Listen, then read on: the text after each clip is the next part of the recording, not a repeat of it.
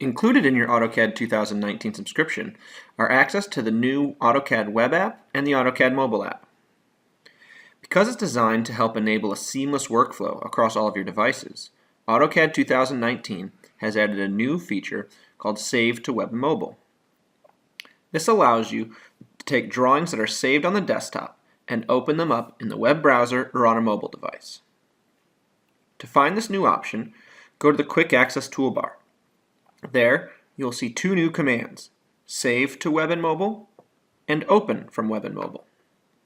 Additionally, these commands can also be accessed from the App menu as options within Open and Save.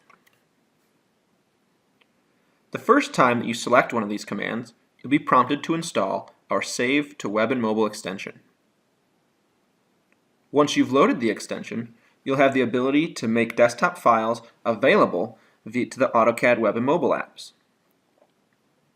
When you click Save to Web and Mobile, a dialog box will appear and let you choose where to save your file. Once saved, the file is available for viewing and editing on AutoCAD web and mobile and can be accessed from anywhere you have Wi-Fi or mobile data. If you make edits in the field via the AutoCAD web or mobile apps, these edits will be displayed when opening the file again on desktop.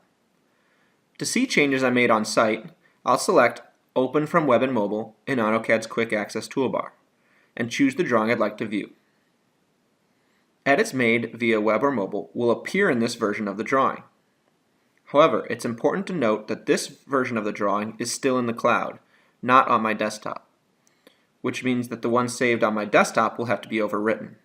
To do so, I'll perform a save as and replace the older version with the edited one. By doing this, a drawing can be worked on at the office, edited in the field, and returned to the local network drive.